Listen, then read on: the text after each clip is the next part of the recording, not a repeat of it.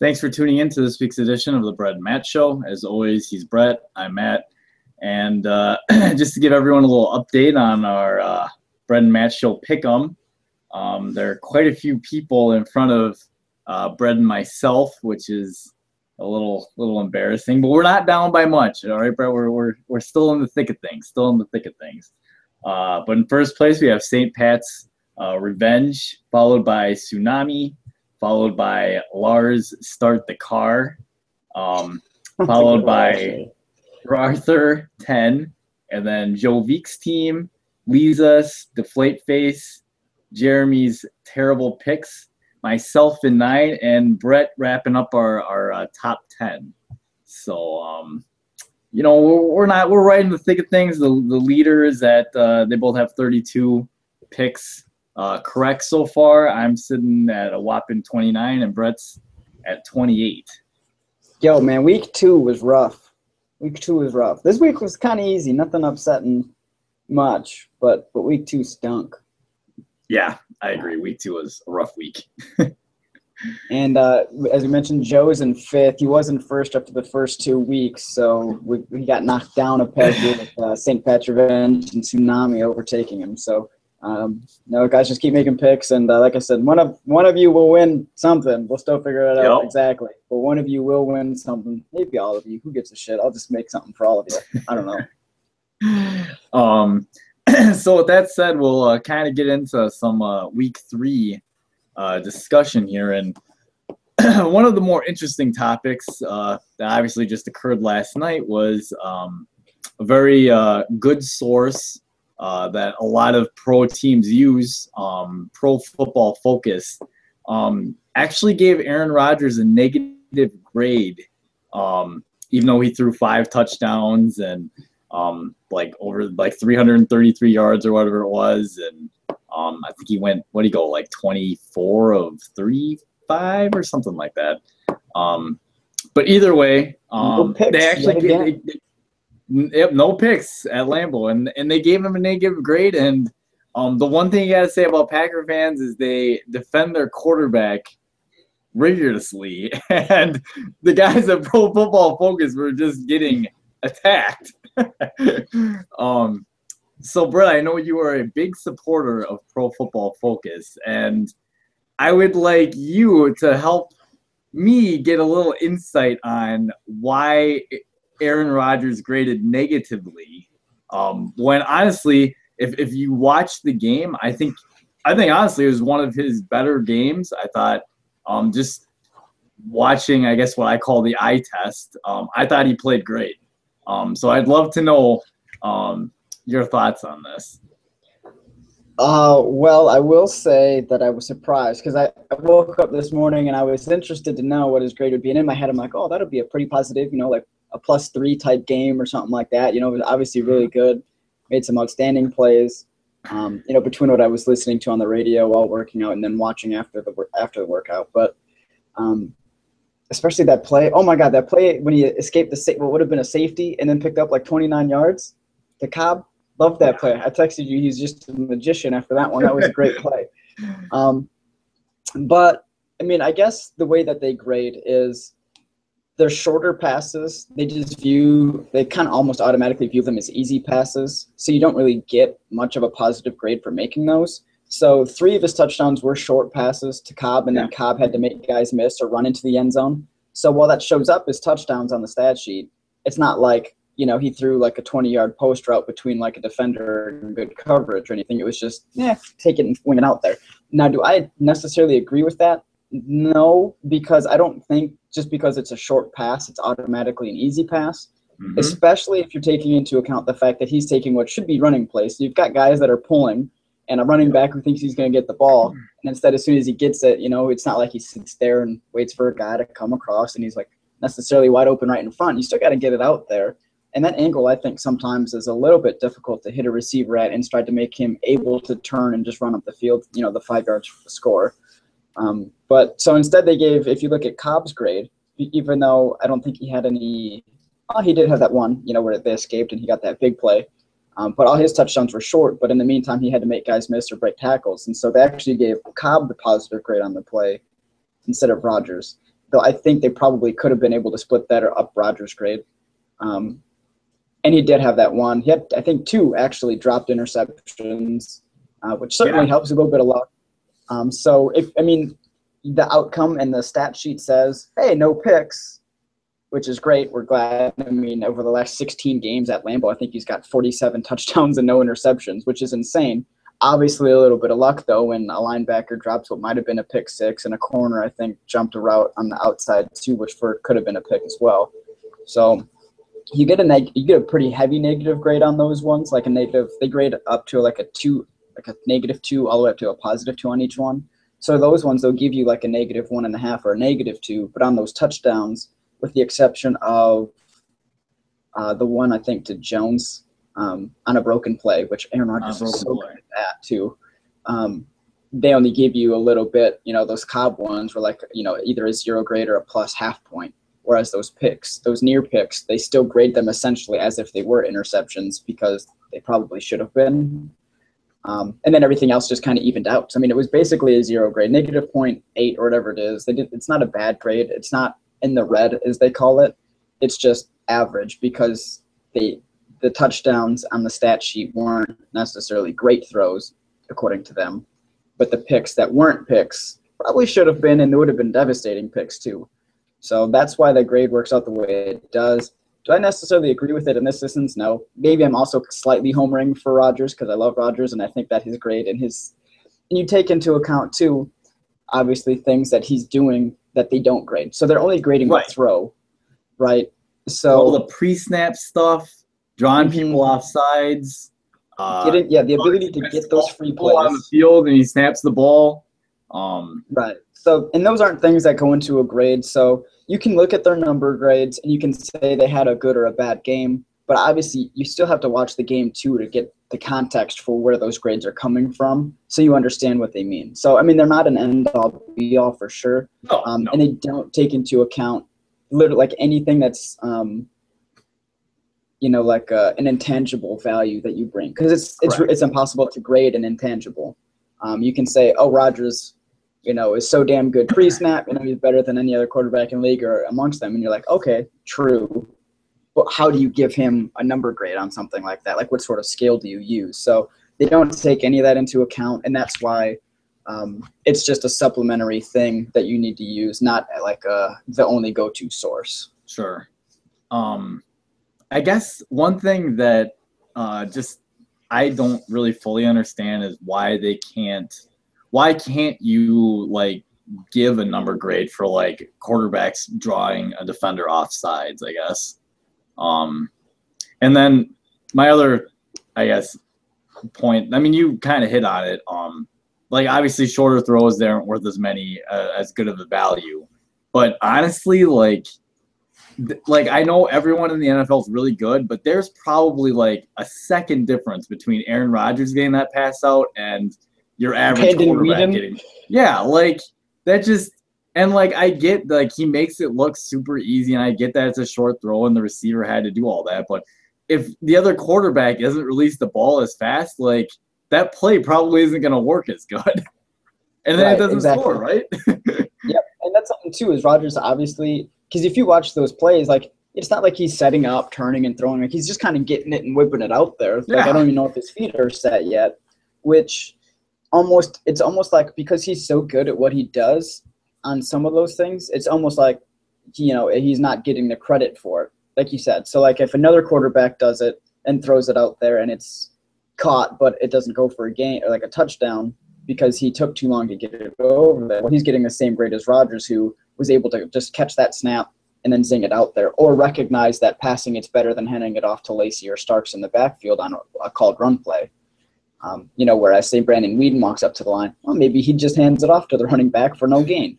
So yeah, you definitely got to take that stuff into account, and that's going to be like the 1 weak spot. I think on Pro Football Focus, I know they have like a penalty grade.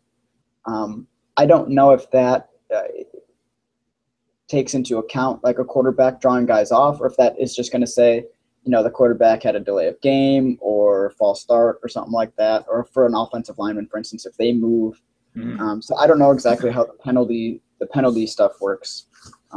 But but obviously he's not getting enough credit for that even because that gives him the free plays, which is where a lot of his big plays come from.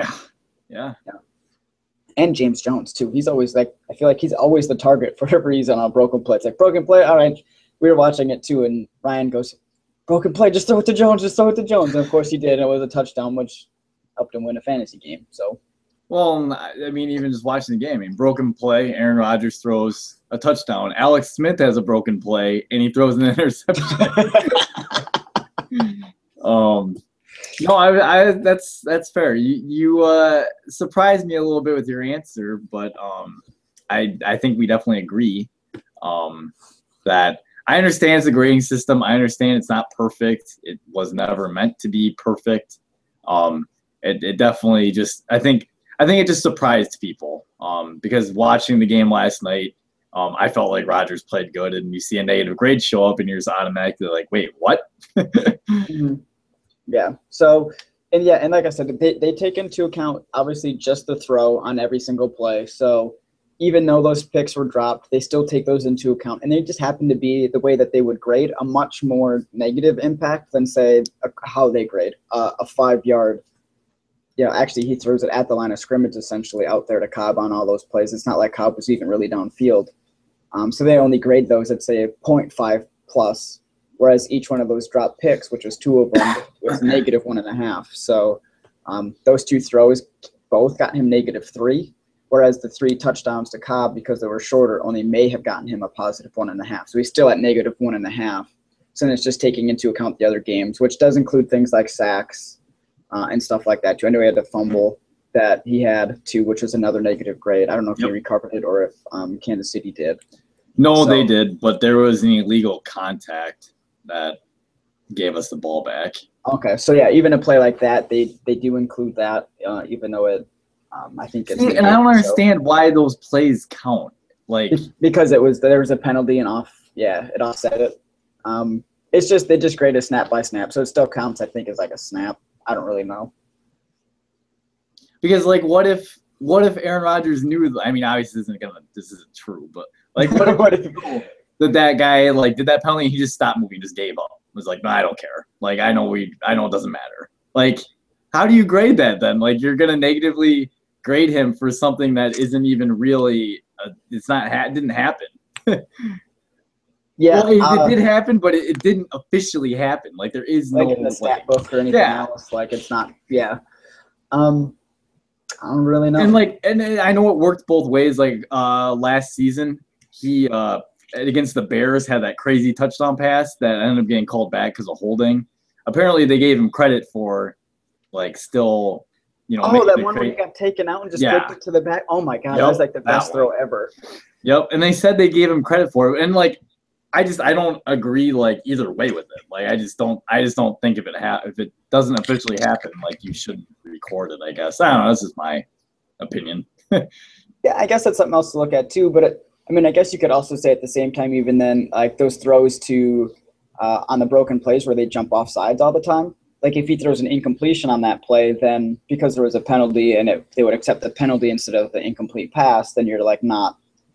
So it's kind of it almost always lean towards only the good stuff happening when there's a defensive penalty. True. Yeah. I guess I would maybe inflate quarterback scores a little bit. Maybe. Yeah. I don't know. It's just an idea that since you brought that up, that maybe that's why they do it. It's just every single play regardless. And like they said, they do what they grade is just the play. They don't grade outcomes. So if the outcome of the play is there's a penalty, well, they'll mark that down in their penalty thing and give whoever got the penalty a negative score. But they'll still grade everybody else on how they executed throughout that play, even though it doesn't count. Yeah, that's that's fair. So with that said, I guess we'll move on to going over what happened in Week 3, and we'll just start out with Thursday Night Football, the Redskins versus the Giants, and Kirk Cousins did not play good in this game. To be fair, the Giants are a better team than what their record says they were, so in no way surprises me that they smoked the Redskins. Yeah, me either. And this was a game, too, that we're following in the cars. We were driving back up to Wisconsin. So we actually had Brian just kept checking the game the game score thing, and I think we had it on the radio for a little bit. But yeah, the Redskins obviously, they're not a good team. I know they've already gotten the win. I don't think they're a good team really at all. And Matt Jones had one great week last week. Obviously didn't get any running room this week, for Washington. And then the Giants finally got a guy like Ruben Randall involved in the offense a little bit more, caught all 7 passes thrown his way for 116 yards and a touchdown, which is something different because I know the first couple weeks he hadn't really showed up. So it's nice to see them get him involved because, well, Ryan liked it. It's on his fantasy team. So he said he was going to drop him. I told him not to do it. So he said he just benched him. So he's on his bench. But, yeah. Yeah. I mean, I think that division's up for grabs, and I think the Giants have a good opportunity to maybe make some noise. Dallas is 2-1, right? Yes. Okay. Everyone else is 1-2. Correct. Yeah. So moving on to Sunday's games, we had a shootout between the Bengals and the Ravens. Literally it was the AJ Green and Steve Smith Sr. show. Like both quarterbacks just throwing to those guys. They both went off. What's nice is Andy Dalton is playing like good Andy Dalton right now for Cincinnati, and he's kind of making them a contender. I mean, because the rest of the team's always been solid. It's just been what kind of play on a given week-to-week basis are you going to get from Dalton? Well, right now it's good, and they're going to keep winning because that team still has a good core and really good players around him. So he's helped them lead to a 3-0 record, whereas with the Ravens, I mean, they're better, I think, than 0-3. I think you picked them even to win the division, and I know a lot of people preseason picked them as like a Super Bowl contender. So for them to fall to 0-3 has got to be a little concerning, which we'll get to next week. This is true. But, yeah, by the way, Steve Smith, is that guy ever going to get old? He keeps balling, man. He's an angry little dude. I love it. He's a very fiery competitor, and AJ Green really showed up. I mean, just he's had some cases of the drops a little bit, but he really showed up. And like you said, Andy Dalton playing good. I mean, if he could just play this way in the postseason, the Bengals would be a really dangerous team. Yeah, and their offensive line I don't think is too bad either for Cincinnati. I think is Andrew Whitworth on the team? Is he their left tackle? I believe so. I think he is, and if he's not, then I'm sorry for being mistaken. But he's only given up 1 pressure in like the last season plus this season. Like he's like dominating over there. He's giving him at least blindside protection that's pretty solid. I don't know what the rest of the guys are doing, but that's pretty awesome.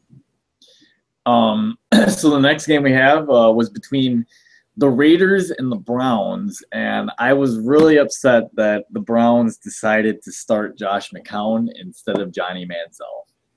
So that's, I have nothing to say. I'm just not surprised that they lost. Yeah, he completed, where is he at?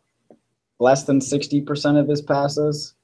I mean, yeah, I don't know. I think, and we've been saying it, obviously Johnny Football is probably going to give them the best chance to win. Still not great, but I don't know, maybe they feel like sitting him longer gives him a chance to develop more. But after seeing him play, I don't know why you just wouldn't keep him going. I don't know what good he's getting out of it now that he knows the system and has been playing. You got to see what you got, right? I mean, I don't get it. Like, I think you live with whatever mistakes he makes and see if he, can learn. And, like, I don't know. I would just roll with it, but that's just me. Right. On the other side, sorry, go ahead. No, I was going to say, it's not like your team's any good and you're going to the playoffs this year with McCown anyway. Nope. You got to give him you put a first-round pick into the kid. You got to put him out there. See what he does. If he gives you some inspiration of hope, then you don't have to keep wasting, first and second round draft picks on quarterbacks that eventually stink because you're the Browns and that's how things go. But if he doesn't, then you can move on. Otherwise, this upcoming season, what happens if you're like, okay, yeah, well, we know McCown stinks. Well, we didn't give Manziel a shot. Do we draft another quarterback this year in like the draft? I don't know. That seems kind of wasteful if you're just doing it blindly, without giving him a shot. Yep, I definitely agree with you on that. On the other side, you have Derek Carr, who is really emerging as a bright young quarterback, and Amari Cooper is over there. They got Khalil Mack still making plays. I mean, this Max team showed up big this week too. Yeah, this team looks like, they maybe not this year. I actually don't have them finishing last. Yes, the team I do have finishing last doesn't make any sense though, unfortunately. But no, I think the Raiders have a chance to get some wins and get some confidence for the young team this year. Definitely. It's nice to see Carr improving too, because I was a fan of his coming out of the draft, and I thought Cooper was probably one of the better players. McKenzie's doing a great job. We say it all the time, and we're just glad that the Raiders haven't fired him yet. I wasn't glad the Raiders haven't fired him yet either. Yeah. So the next game we have was the Panthers against the Saints. And the Saints, obviously, Drew Brees hurt, didn't play.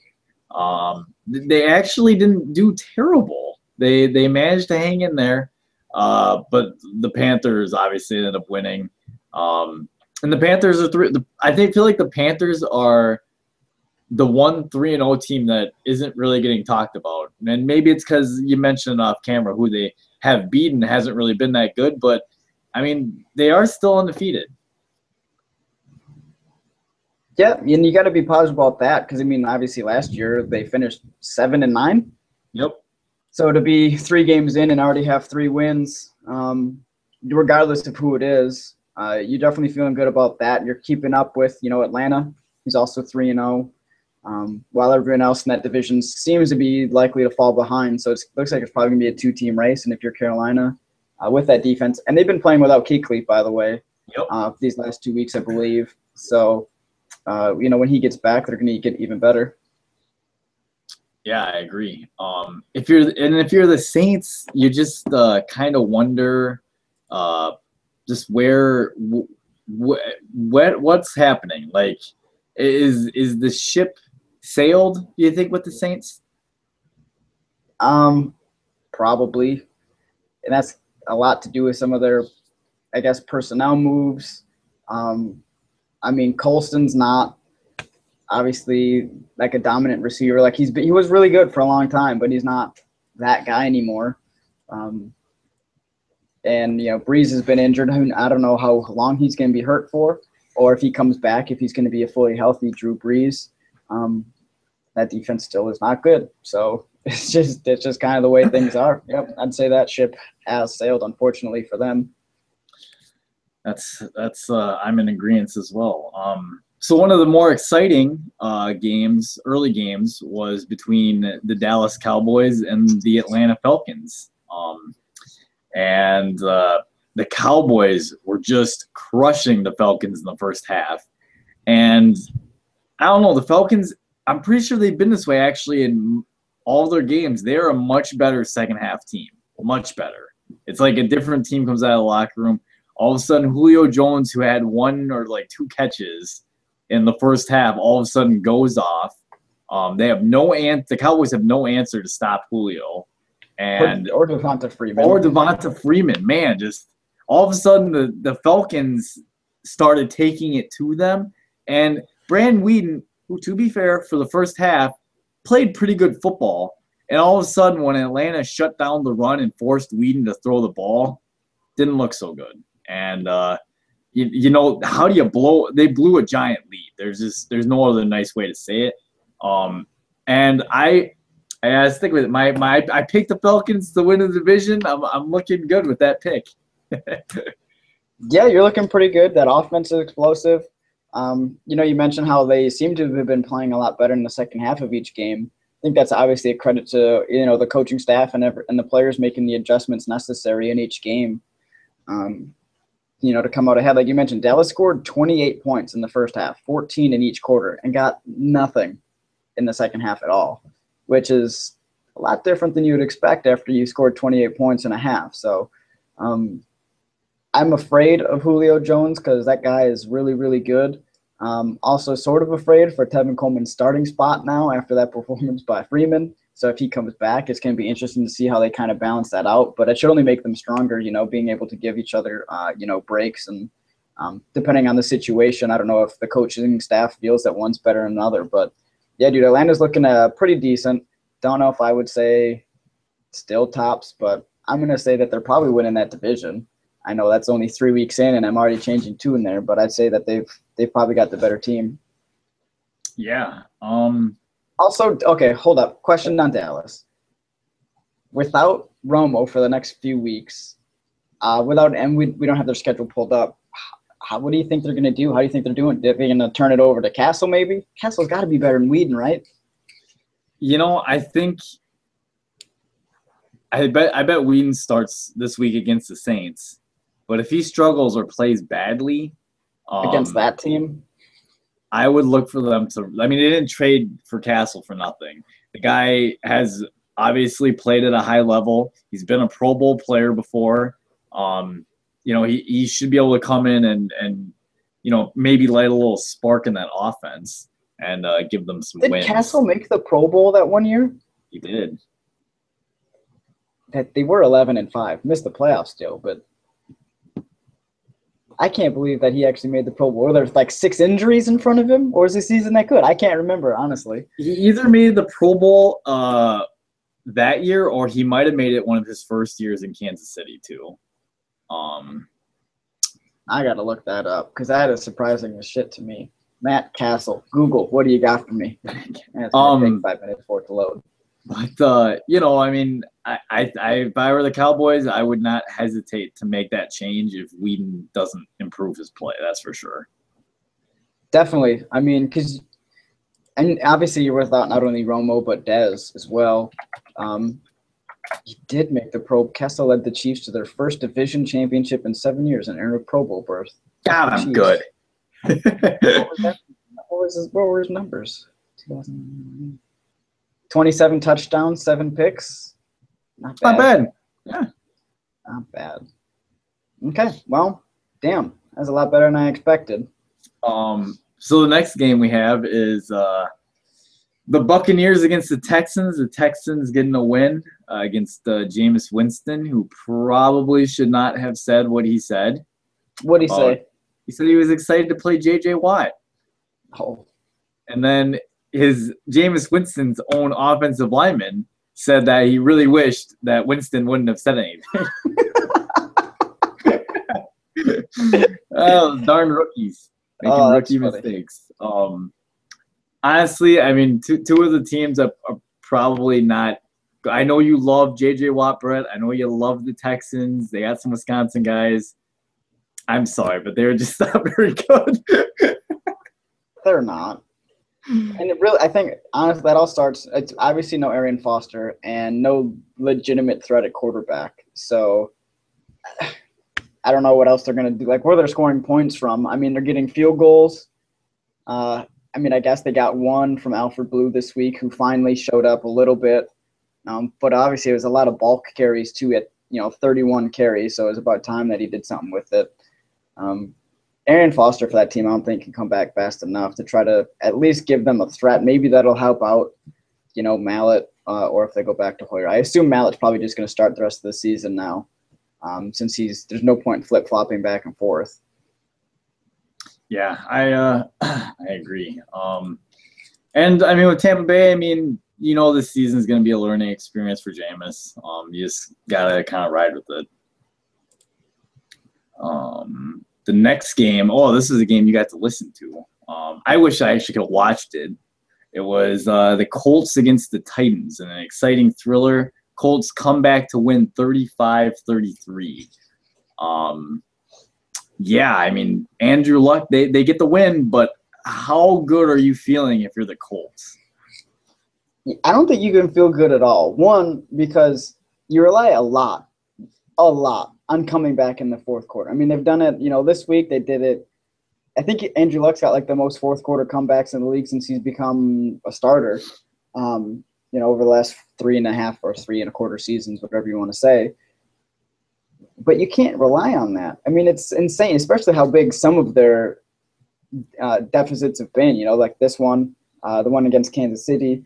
And if you're Tennessee this week, you got to say I think they botched a call, kicking like a really, really short field goal from like the 2-yard line or whatever it was, like a goal line situation.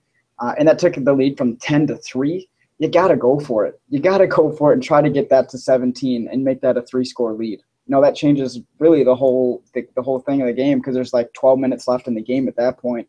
Right. And if you got a 3-score lead, you hope that you can at least keep that, which, in the end, they lost by 2. Getting a touchdown would have given them a 2-point win, all things equal. Things would have changed, of course. But, you got to – I don't know, man. If you're the Colts, you're not feeling great, but you're thankful that you're in that division because you're still the best team.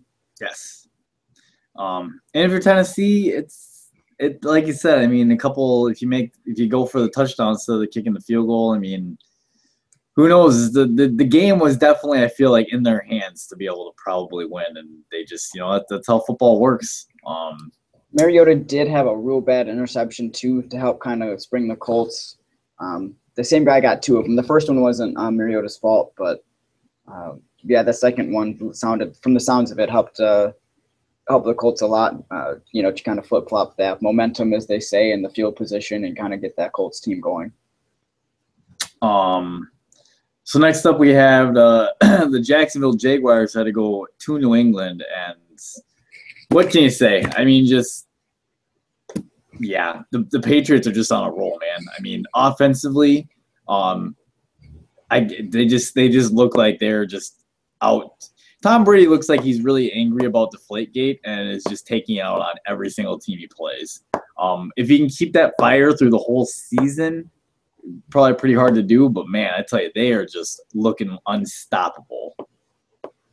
Dude, they're scary. Tom, he's good. It's him and Rodgers and then everyone else. I completely agree. And I saw some people actually tweeting about it too, is they were like, you have a game this week, who you taking? And some of them actually were taking Rodgers. Brady over Rodgers. And I was like, what, really? But you're looking at the way he's playing. He's just so efficient on everything he's doing. Yeah. He's not really turning the ball over. He's completing a high percentage of his passes. Plus, you're going against the guys like, Gronk and then other dudes in that offense that just make everything work. They get LeGarrette Blount back, and he scored he's got 3 scores this week. Deion Lewis is good. They apparently brought in Monty Ball for a workout this week. This is weird. Don't know why, or they would need him after having the backs they have. But dude, that team's really, really good, and the Jaguars are not. Yeah. I think that's what we get to say about that game.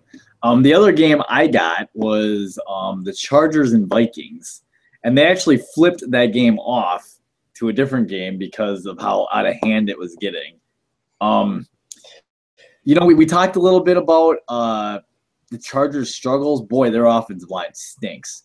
Phillip Rivers was getting smoked. Melvin Gordon had nowhere to run. Granted, the Vikings' defense is really good. Adrian Peterson's back to being Adrian Peterson.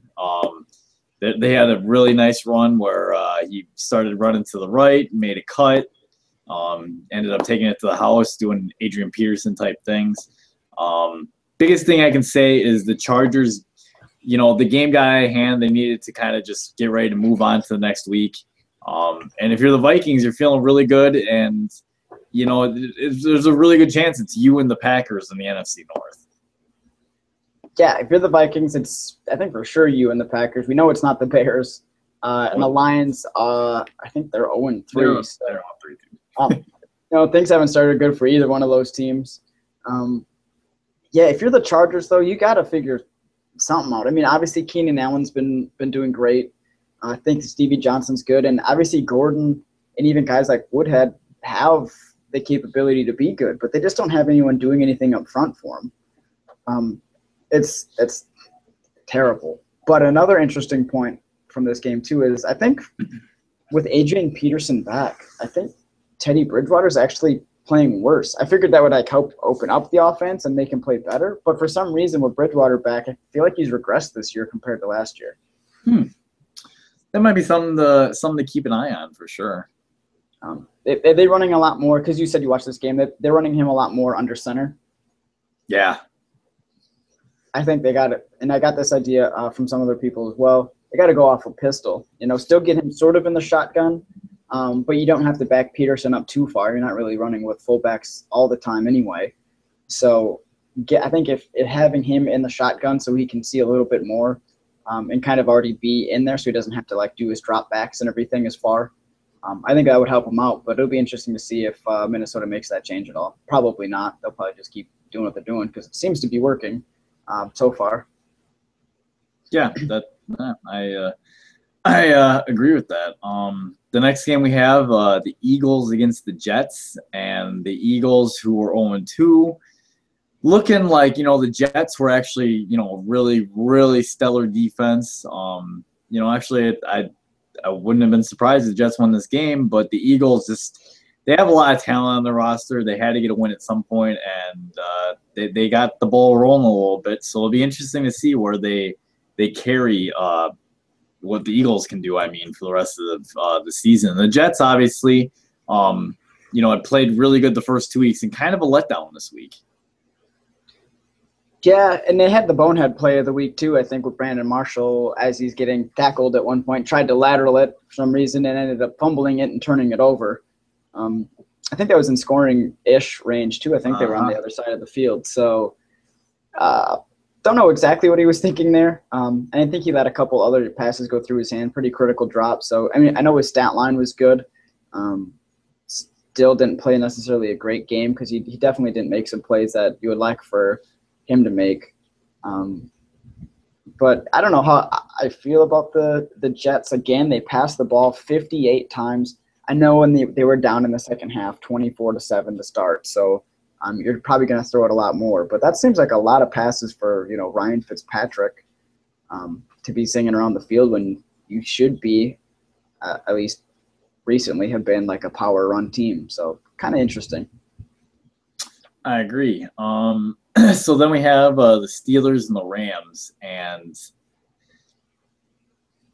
probably the biggest injury of the week for sure, I would think, was Ben Roethlisberger going down out 4 to 6 weeks with an MCL sprain on what he says wasn't a dirty hit. I don't know. I watched it and I kind of thought it was, but that was just me. I don't know. Either way, it's I thought you weren't supposed to go low on quarterbacks. That's what I thought too. That you weren't supposed to go low on quarterbacks. But either way, Ben ends up hurt. Michael Vick comes in. If you're the Steelers, it sucks because Ben was having a really good season. I think you got to roll. It's good. It works out, though. You do get Le'Veon Bell back. You're going to get that spark back in your offense. So, they're probably going to rely on him, I would think, a lot more in the running game.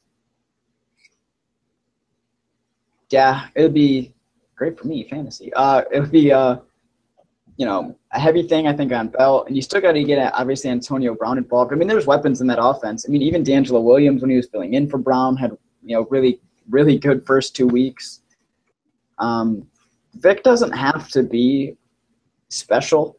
He's just got to not suck, for that team to score enough points, I think, for them to win a lot of their games. Now, I don't know what their schedule is coming up and what games Roethlisberger's missing and what he's going to come back for, but I think they should still be okay. I know this game they only scored 12, but with him getting, a full week of reps, everything with the team, they should be a little bit better this upcoming week. And if you're the Rams, only scoring 6 points, which I guess has kind of been their calling card is defense over offense, but you'd probably be disappointed with 6 points, right? Yeah, I don't get it. I feel like the Rams should be better than they are, but they just can't seem to put up points. This is how bad it is. They went out and signed a tune, right? Yeah, they did just sign Nick Toon, correct. So it's kind of odd. I don't really know what their plans with that, but obviously it's definitely a team starving for some receiver help. So maybe I don't think honestly he's gonna help them out the way they're throwing, but it's kind of cool to see him get signed. Yeah. So the next game we had was so the next game we had was the 49ers and the Cardinals. The Cardinals are probably, I would think, the second best team in the NFC behind the Packers. They've really been just tearing through teams. It's looking like it could be the Packers against the Cardinals for the NFC Championship game. And I know we're really early into the season still, but the Cardinals have been on fire. And boy, oh boy, the 49ers have just really looked bad. Colin Kaepernick, I feel like, has really regressed ever since kind of becoming the starter. But he did not play good at all. It's looking pretty bleak in San Francisco. So it looks like I am the only one here right now, but that's all right.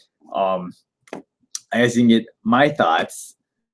But so anyways, so I guess I'll move on to the next game. The Bills and the Dolphins. The Bills, they actually crushed the Dolphins. My thoughts on that were mainly, I thought that, oh, he's back. Having some technical difficulties, it looks like. Yeah.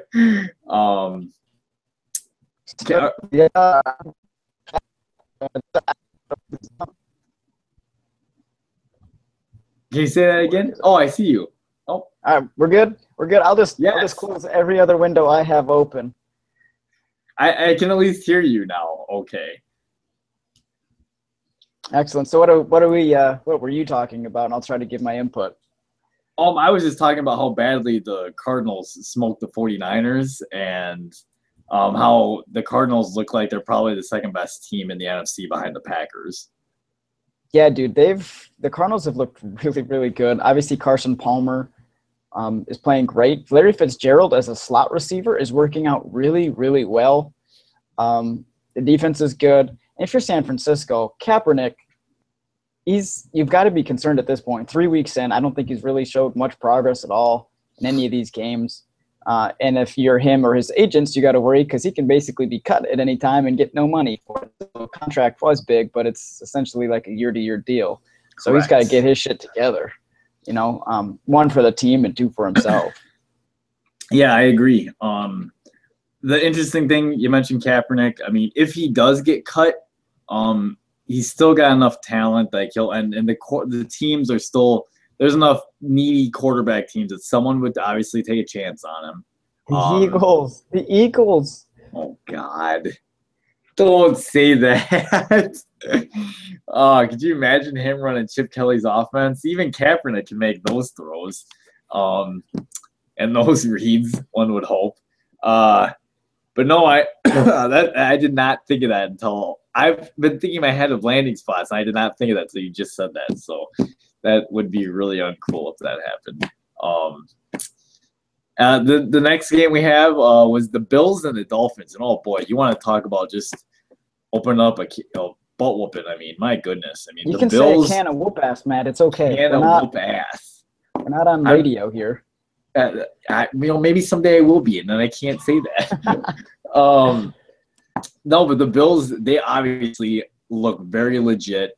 And the Dolphins, Joe Philbin, he's gone. I'm sorry, he's fired.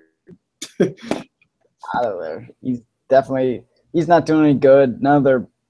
Sue is playing, I guess, okay, again, as an individual defensive player, but that's not obviously winning you a game. The Bills, they did play, the wrecking crew, I think it was, of New England last week. And they still played okay, I guess, at times in that game. But, I mean, to this point in their other two games, against the Colts, now against the Dolphins, against two quarterbacks who a lot of people, I think, had as, top 10, top 15 types. And obviously Luck was a top 5 type. And then Tannehill's closer to that 10 to 15 range. But they're not scrub quarterbacks, but they're making them look like scrubs. Right. The next game we had was the Bears against the Seahawks. The Most Bears. people thought that this was going to be an ugly game. It ended up being that the Bears didn't score a single point. And Seattle got a win. So I think Seattle still has some work to do for sure. But a win's a win.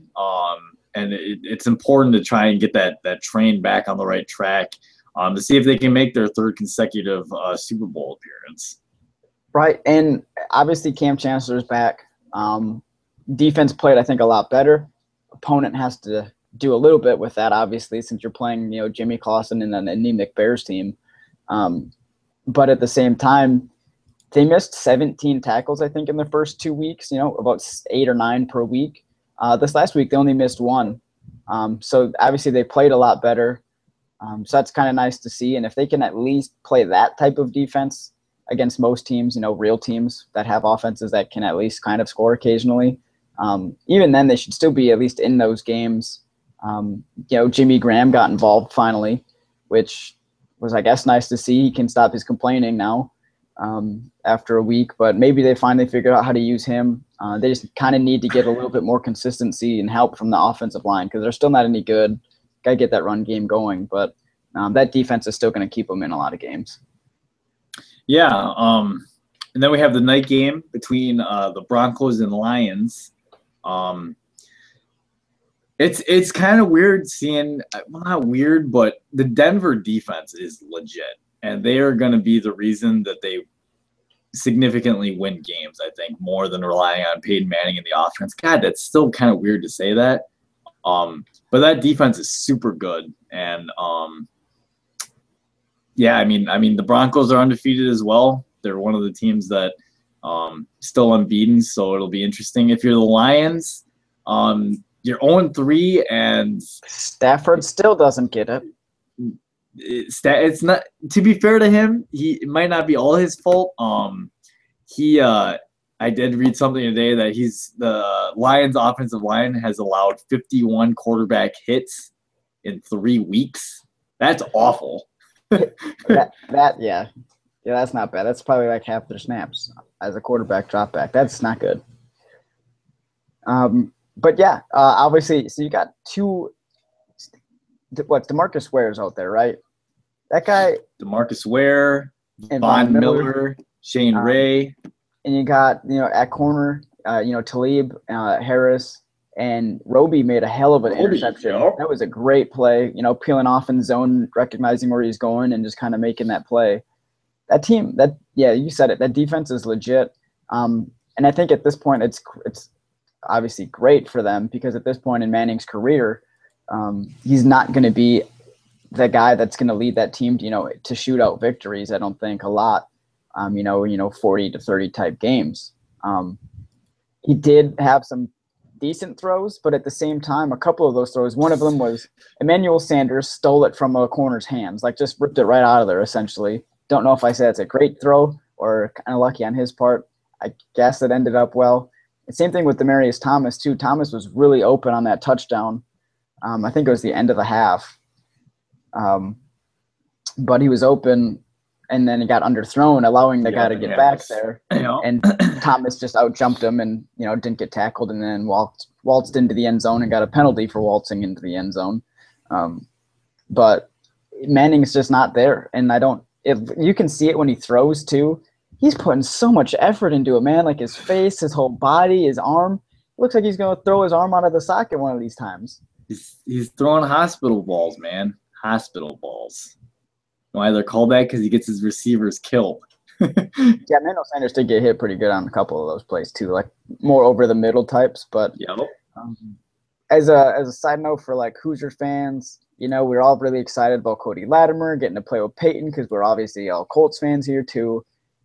Didn't play a single snap this week. He's even getting beat out by Benny Fowler, who I think a first or second year guy out of Michigan State. So kind of disappointing to see that he hasn't kind of taken that next step or been helpful for them at all. I don't know if that's whose decision that is or why that's happening, but it's kind of disappointing. Hey, at least he's on the roster. That's true. He's there. He practices, I guess. He's not unemployed like a certain other player I can think of who was drafted in the second round. Huh. Like I said, that guy, he got to work out with the Patriots this week. Okay, there's teams. Somebody's gonna be interested in him at some point. Really? That might mean that James White gets cut if they sign him, but. And then the last game was obviously the Monday night game between the Chiefs and the Packers. Quick note on that game, besides the whole Aaron Rodgers discussion we had, I thought the Packers defense actually really set the tone in that game. The offense started off fast. At least early, the defense was legit. I don't know what happened there. This is the thing, though, okay? This is why it drives me nuts. The Dom Capers prevent defense is the stupidest thing I've ever seen in my life. I don't understand why we do this. Drives me nuts, man. It drives me nuts. I don't understand why. Why do you get away from doing what was working? So you don't give up the big play? Well, you're going to give up the big play when you allow 20 yards a chunk. Yeah, that's true. And I always thought prevent head defense and conservative defense was like the worst thing you could do. With the exception of an actual like Hail Mary type situation. Even then, I'd like to bring 4 guys at least, try to get some legitimate pressure and make it so he can't throw the ball. But hey, Chiefs, you got your first wide receiver touchdown since week 14 of 2013. So that's been what, 16, 17, 19, 20, 22 games. First touchdown in 22 games for a wide receiver. So thank you, Macklin. You did your job as a signee for that team. Now keep it going because we don't want to have to listen to another streak for the Chiefs, which honestly, from the sounds of it, probably could happen again. The one thing I will say, the Chiefs' defense kind of disappointed me. Like, I was expecting their pass rushers to do a little more against Don Barclay and Bakhtiari, but not that I'm complaining. I'm happy they didn't. But maybe part of that's because Aaron Rodgers gets the ball out of his hand so fast and doesn't take hits. But honestly, I thought especially Barkley against Justin Houston, that's a huge mismatch, right? Mm-hmm. A backup right tackle. I felt like both their edge rushers got good push, but thankfully, like the front was usually okay up there in the center. But they just did enough to not give up a whole lot of sacks. They did rush by Rodgers a couple times, allowing him to step up or escape, where he likes to roll to his left or right and then just throw that ball on the run without setting his feet. So they did a pretty good job for the most part. They just weren't disciplined all the way through on some of their rushes, and they gave Rodgers a little bit of place to escape. So I mean that pretty much wraps up week 3. So week 4, we're going to start a new little segment, kind of what we were going to call it, Contenders and Pretenders. Contenders and Pretenders. So we'll be discussing about who we think's legit and maybe who not so much. So. All right. Well, we'll see you next week.